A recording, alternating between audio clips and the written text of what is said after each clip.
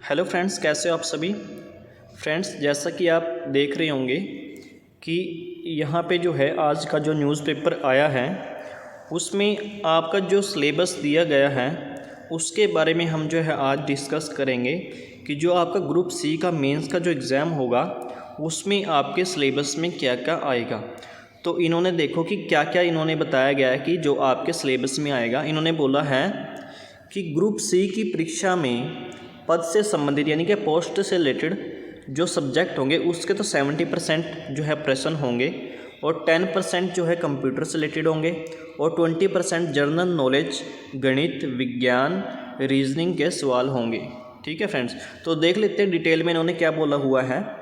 इन्होंने कहा है कि जो आपके ग्रुप सी की भर्ती परीक्षा के लिए सिर्फ पद से संबंधित जो है विषय की ही तैयारी से काम नहीं चलेगा। प्रश्न पत्र से संबंधित विषय का जो वेटेज होगा वो 70% तय किया है। 10% जो है वो वेटेज कंप्यूटर से संबंधित प्रश्न का रहेगा, यानी कि 70% जो है यानी कि 70% जो है वो आपका विषय से संबंधित रहेगा और 10% आपका कंप्यूटर से रिलेटेड जो है वो क्वेश्चन पूछे जाएंगे।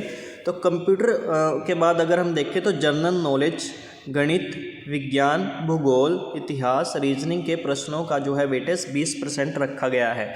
यानी कि जो 20% आपके क्वेश्चन आएंगे वो आपके जनरल नॉलेज, गणित, विज्ञान, भूगोल यानी कि ज्योग्राफी, इतिहास यानी कि हिस्ट्री और रीजनिंग से आएंगे आपके। ठीक है। अब नेक्स्ट इन्होंने बोला है कि कंप्यूटर व रीजनिंग आदि का जो 30% वेटेज रखा है वह MA व इंजीनियरिंग के अलावा 10वीं प्लस डिप्लोमा किए युवकों के लिए भी है। और यानी मतलब क्या है कि प्लम्बर, कुक जैसे पदों के लिए भी कंप्यूटर, जनरल नॉलेज, गणित, भूगोल, पर्यावरण व रीजनिंग के प्रश्न जो है वो पूछे जाएंगे। 30% का यही weightage civil engineering, computer engineer, accounts व एग्रीकल्चर से संबंधित पदों के लिए भी लागू होगा। HSSC के चेयरमैन जो भोपाल सिंह खत्री हैं उनका कहना है कि ग्रुप सी की परीक्षा के लिए सिलेबस जो है वो जारी कर दिया है। इसमें विशेष के अलावा 30% जो है वेटेज कंप्यूटर, सामान्य ज्ञान और अन्य विषयों का रहेगा। 30% में क्या कहा इन्होंने, एक तो 10% आपका कंप्यूटर है और 20% में आपके ये सारे के सारे जो है वो आपके सब्जेक्ट आएंगे। इन सबको मिला के आपका 30% रहेगा। ठीक है। और 70% आपका जो है वो सब्जेक्ट से रिलेटेड रहेगा। फिर इन्होंने बोला है कि विषय विशेष के अलावा 30% वेटेज का ये रहेगा सिलेबस। वो तो मैंने आपको बता ही दिया है, वैसे यहाँ पे भी देख लेते हैं इन्होंने क्या बताया है। जनरल स्टडी, रीजनिंग, गणित, विज्ञान, इतिहास, करंट अफेयर, साहित्य, भूगोल, सिविक्स, पर्यावरण, कल्चर आदि से जुड़े जो है 20% जो है आपके प्रश्न पूछे जाएंगे। Computer terminology, fundamentals, word software, excel software, power point, internet, web browsing, communication, email, website से डाटा डाउनलोडिंग व अपलोडिंग करना आदि से जुड़े जो है वो 10% आपको क्वेश्चन पूछे जाएंगे। फिर नेक्स्ट इन्होंने बोला है कि ऐसे समझिए प्रश्न पत्रों के वेटेज का गणित। तो इन्होंने बताया गया है कि कैसे कैसे आपके जो हैं वो मार्क्स दिए जाएंगे एग्ज़ाम में। तो उन्होंने बोला कुल जो पेपर होगा वो 95 अंक का होगा और उसके बाद उन्होंने बोला कि 5 अंक जो है वो सामाजिक आर्थिक आधार के होंगे, मतलब सोशियो इकोनॉमिक के होंगे। ये पहले इन्होंने 2.5 बताया गया था, लेकिन अब इन्होंने बोला है 5 अंक मिलेंगे। हरियाणा स्टाफ सिलेक्शन कमीशन यानी कि HSSC ने 3 कैटेगरी में अंकों का वेटेज बांटा है। जैसे कि मैंने आपको बताया कि 70% जो है वो विषय से संबंधित होंगे, 10% कंप्यूटर और 20% में जनरल नॉलेज, गणित, विज्ञान, रीजनिंग के सवाल होंगे। ठीक है। तो इन सबको मिला के इन्होंने 3 कैटेगरी में अंकों को बांटा है। हालांकि सभी कैटेगरी में अंक लेना जरूरी नहीं है। जैसे कि आपका कई बार ये जो बैंकिंग के एग्ज़ाम होते हैं इसमें जो 3-4 कैटेगरी होते हैं उनमें सभी में जो है आपको पास होना ज़रूरी होता है, लेकिन यहाँ पे ऐसा कुछ नहीं है। ठीक है।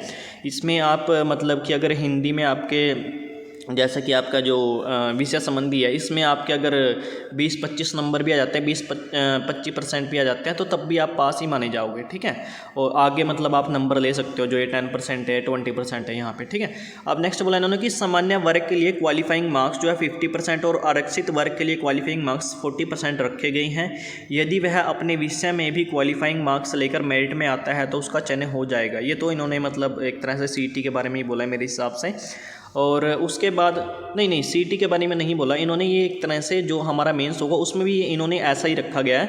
इन्होंने क्या बोला है कि जैसे आपका मेंस एग्ज़ाम होगा उसमें इन्होंने बोला कि जिसके 50% जो है आरक्षित यानी कि जनरल कैटेगरी से और 40% जो है वो एक तरह से आरक्षित वर्ग यानी कि रिजर्व कैटेगरी से अगर वो मार्क्स लिखते हैं तभी उनको एक तरह से जो है क्वालिफाई माना जाएगा, नहीं उनको भी वो जो है एक तरह से फेल ही घोषित कर देंगे कि वो एक तरह से फेल है, वो आगे मतलब कि एक तरह से कंपटीशन में नहीं आ सकते। मतलब ये एक तरह से मेंस में भी रहेगा इनका कि अगर जिनके 50% जर्नल वाले हैं 50% उनके आ गए तो वो एक तरह से क्वालिफाई माने जाएंगे, यानी कि उनका चयन यानी कि एग्ज़ाम के लिए पोस्ट के लिए उनका चयन हो सकता है। और जो आपके रिजर्व कैटेगरी के बंदे हैं उनके जो है 40% जो है मार्क्स अगर आए हैं तभी वो एक तरह से पोस्ट के लिए एलिजिबल हो सकते हैं अगर से उनका नाम आया तो। ठीक है फ्रेंड्स, अब नेक्स्ट इन्होंने बोला है कि क्वालिफाइंग मार्क्स से जो है HPSC की तरह फंस सकता है पेंच। वो देखते हैं इसमें क्या बोला है। इन्होंने कहा है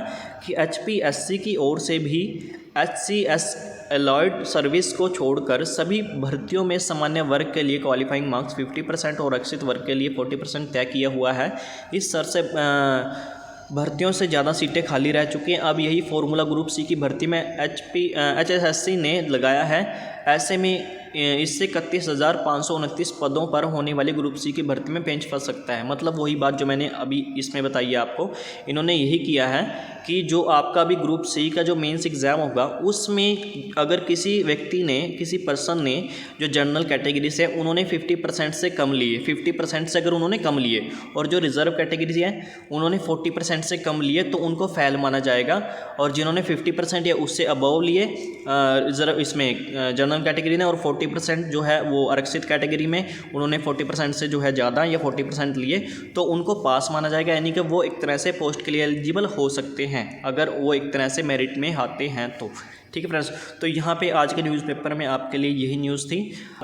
तो मैं आगे भी आपको ऐसी न्यूज़ जो है वो से आपको प्रोवाइड करता रहूँगा। Thank you friends.